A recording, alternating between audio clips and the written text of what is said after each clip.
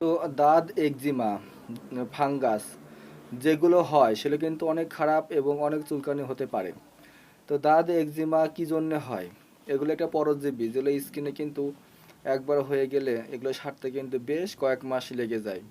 যারা অপরিষ্কার থাকে, যারা অপরিষ্কার কাপড় চোপড় পরে বা ঘাম অনেক বেশি পরিমাণে ঘাম হয় কিন্তু সেগুলো পরিষ্কার করে না, মোছে না, এই ঘাম থেকে কিন্তু দাঁতের সৃষ্টি হয়। দাঁত যেখানে হয় আপনারা কিন্তু বগলের নিচে, হাঁটুর চিপনিতে আপনারা কিন্তু আন্ডারওয়্যার বা আন্ডারওয়্যার পরে থাকেন, সেসব জায়গাতে কিন্তু মানে যেগুলো গোপনীয় জায়গা আছে সেখানে কিন্তু দাঁত দেখতে পাওয়া যায়। দাঁত কিন্তু অনেক খারাপ একটা জিনিস, যেগুলো প্রথমে ছোট আকারে দু একটা ফুট হয় এবং তারপর চারিদিকে গোল আকারে হয়ে থাকে এবং এর কিন্তু অনেক একটা বিস্তৃত একটা কাণ্ড এবং এরা যেখানে সেখানে চুলকানি হতে পারে, চুলকায়। তো তার সাথে সাথে কিন্তু আমাদের স্ক্যাবিস এবং পানি ফোট দেখা যায়। তো এগুলো কিন্তু শীতকালে অনেক কম হয়, শীতকালে কিন্তু এগুলো সেরে গেলে কিন্তু ভালো, শীতকালে কিন্তু এগুলো খুবই কম হয়, এগুলো বেশি প্রকোপ হয় গরমকালে।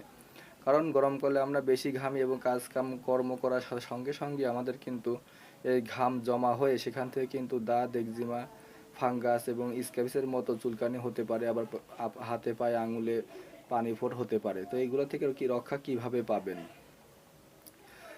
এর জন্য কিন্তু আপনাকে প্রতিরোধমূলক কিছু কাজ করতে হবে, যেমন আপনাকে যখন ঘাম হবে তো সঙ্গে সঙ্গে আপনার ঘাম মুছে ফেলতে হবে এবং আপনার যে কাপড় সেগুলো কিন্তু বাইরে থেকে আসার সঙ্গে সঙ্গে সেগুলো ভালো শুষ্ক স্থানে রাখতে হবে এবং আপনাকে পরিষ্কার পানি দিয়ে গোসল করতে হবে।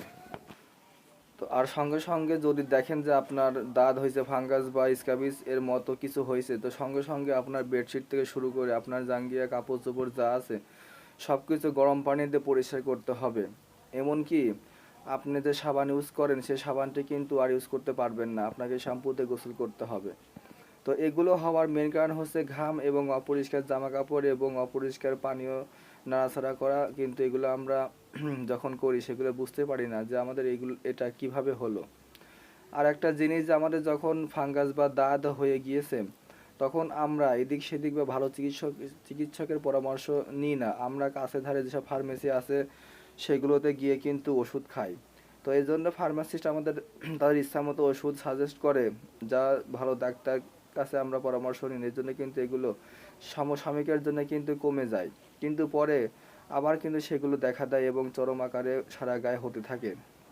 তো আপনারা এই ভুলটি কোনো সময় করবেন না, যখনই সামান্য দেখবেন তখনই আপনার মেডিকেল হাসপাতাল, সরকারি যে হাসপাতালে আছে সেখানে চুলকানি বিশেষজ্ঞ, স্কিন বিশেষজ্ঞ আছে, তাদের পরামর্শ নিন। তো তারা যেটা সাজেস্ট করবে সেটা আপনি ব্যবহার করুন। প্রধানত এগুলো জন্য ক্রিম, লোশন এবং অ্যান্টিবায়োটিক, ইট্রাকোনাজল, ডার্মা 50 এবং ফেক্সো 120, ফিনারিন 120 এবং লাটোল জাতীয় জিনিস ট্যাবলেট দিয়ে থাকে। আর এখন তো বর্তমান যুগে আরও আধুনিক অনেক কিছু বের হয়েছে।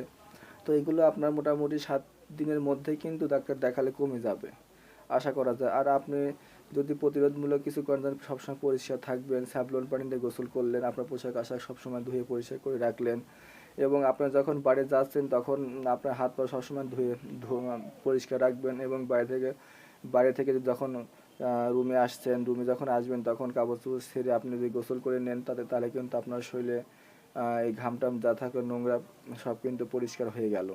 তো এইরকম যদি আপনি করতে পারেন তাহলে কিন্তু এই দাঁত থেকে মুক্তি পাবেন। এটা কিন্তু একদম একটা জঘন্য একটা জিনিস, দাঁত বা চুলকানি।